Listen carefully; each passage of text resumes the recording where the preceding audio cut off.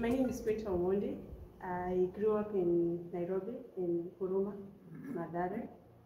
Yeah, I went to Karubangi North Primary School, and then in high school I went to Kisumu, a school called Migingo Girls, and then I came to Kilifi as a campus student.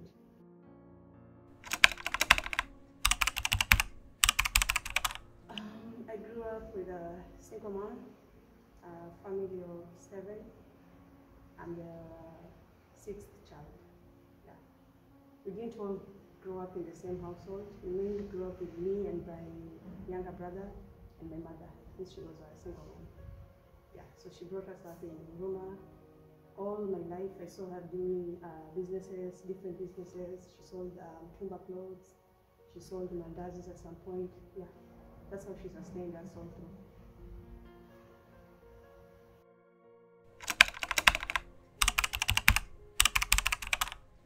Growing up, I always wanted to be a psychiatrist.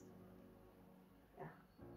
And in the kind of environment I grew up in, telling people that I wanted to be a psychiatrist at that time was mainly a surprise to most people. Most people discouraged it. Most people did not know what that was. Yeah. So the kind of environment I grew up in, crime, most of people around, they're thieves. Girls, when they finish high school, they get married. That's all we knew.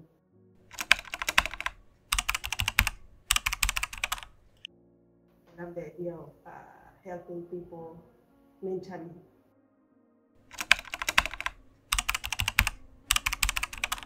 I did my high school. I passed, and then I was called to one university to pursue a degree in sociology.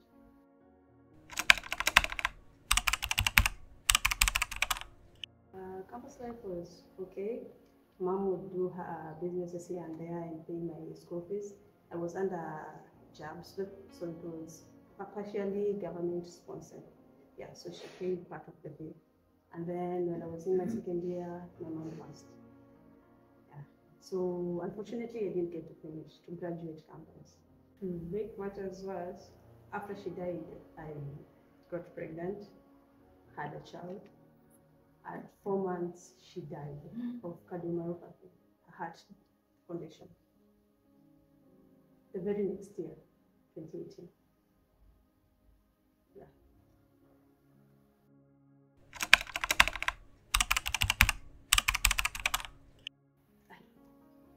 So for a very, very long time, I was depressed. So from 2018 media to 2021, I was mostly just existing. So depression ate into a lot of my productive years, I would say. I was no longer the motivated girl that I once was.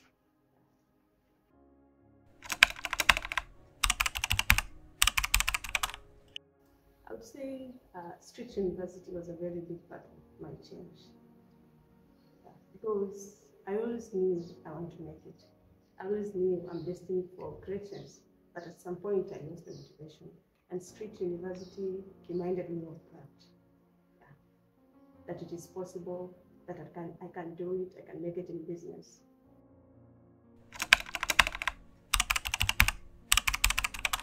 I found out about street university through my pastor, Bishop Shadrach of CSC, Christ Formation.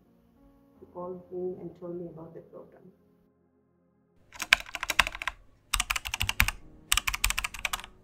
There was something that Doc said, that most people focus on what they want to do rather than what they can actually do. Yeah. So I decided to focus on what I can actually do.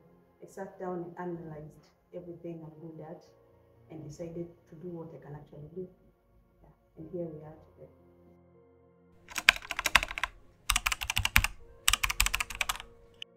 I am a cleaner. I clean very well. I'm a very good cleaner. So that has played a very big role in me starting up this company, being able to supervise my team and knowing the level of cleanliness that my clients require. Yeah. Knowing how to clean has helped me so that even when I supervise my team, By the time the client comes to see what I've supervised, what I've classified as clean, they're always impressed.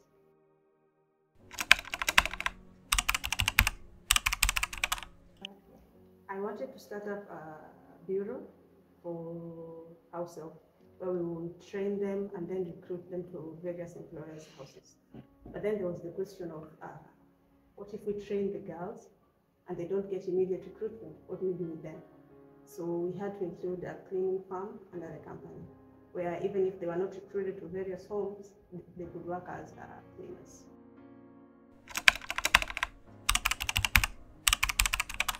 It was actually just a family. So after we had gone through the street university and we were told to now go do what we can do, I went to visit her. I didn't even know how I would tell it to her that I want to clean the place at a fee, and she already does it herself. The house wasn't that messy. So I went into her bathroom. I looked around, the tiles, they were kind of discolored. And then I came back to her and I told her, would you like your bathroom tiles to be clean and all brand new? She was like, I would. Then I told her, I can actually do it for you, clean your house, organize your closet. She had a lot of unattended to laundry, that her closet was also disorganized. So I told her, as a bonus, I will organize your closet for you. And she was sold.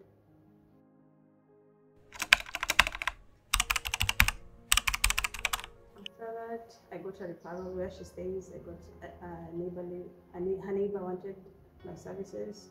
And at the beginning, I mostly got the cleaning of houses. And then there was a day we had a meeting at Locke's place, and his neighbors happened to be constructing a new house. After the meeting, we were talking with Jennifer and other street university students. Then we just decided, by the way, these people are constructing a new house. The other friend was a chef. So I told Nelly, let's go. While you look for a job as a chef, I can also look for a job as a cleaner there. Since they've just constructed a house, they may need our services. That is how we went there. And we thought maybe they would have their cleaners already. To our surprise, they did not. They told us they would give us a call. 2 days later, I got a call from the girl I talked. At first, I was so shocked. I couldn't believe they actually gave us the job.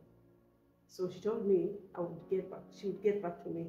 She took like 2 hours. I was like, did she find somebody better to do the job for her? So I called her. And she was like, just wait, I'm still busy. I'll call you back. And true to her word, she called. And that's how I got my first post-construction job at plantation. Getting a job at plantation is a big deal if you're from Kilifi. Yeah. So that was my very first big job.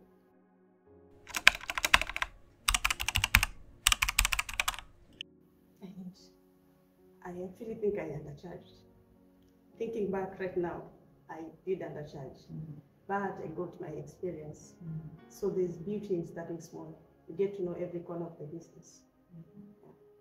I wouldn't charge the same right now, but I don't regret it. Yeah. It was money that I wouldn't have had I not pursued that opportunity.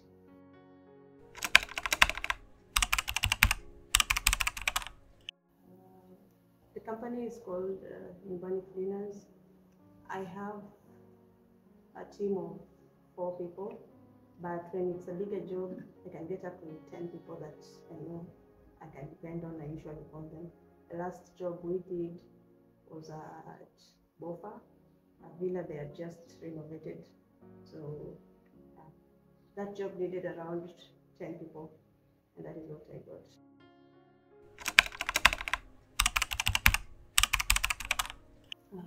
The urgency of the work.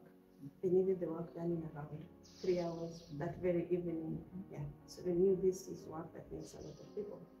And it was just a newly renovated place, so the workload was big. Yeah.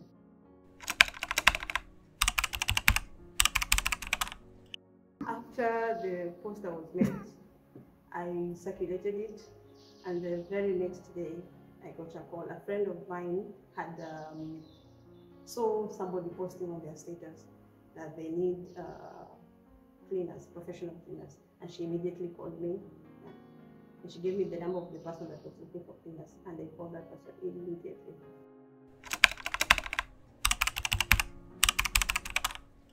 Most people realized they were not seeing the kind of financing they were expecting.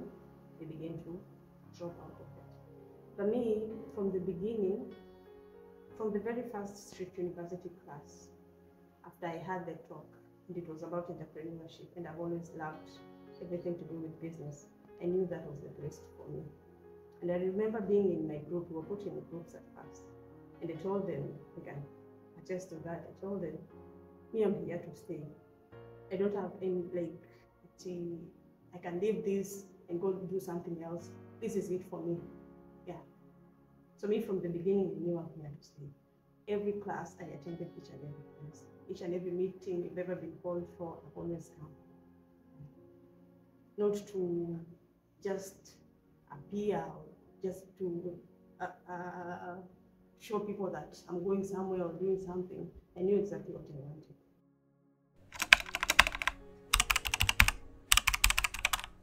My message to the Kenyan youth is there are more, the universe has more to offer than there are us as human beings. I don't know if people get me. Like, there's more money in the universe than there are people. So you just have to spot the opportunity and make use of it. And as you spot that opportunity, make sure it's something you can do. Like right now I can tell somebody, or someone can hear that cleaning business makes money, and then someone will just jump into it. You don't know the basics of cleaning. You don't even know how to supervise how people should clean.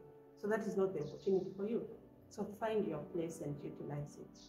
And I promise you to make money. There's money out there.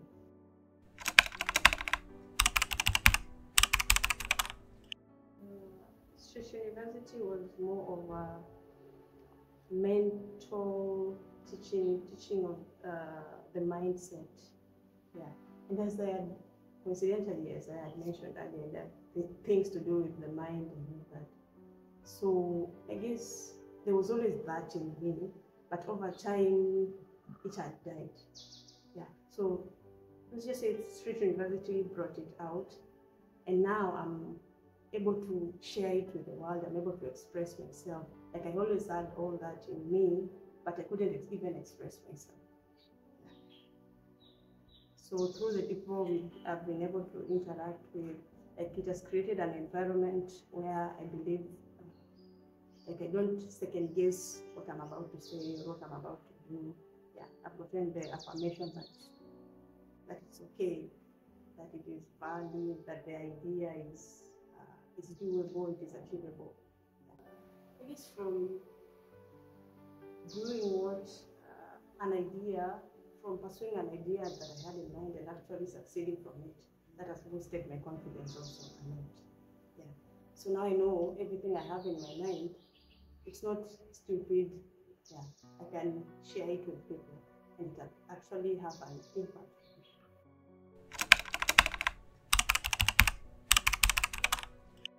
Just go for it. If you could, recently I was just thinking, I usually have a lot of thoughts, a lot of ideas, a lot of things going through my mind. So I was telling myself, I have a lot of self-talk.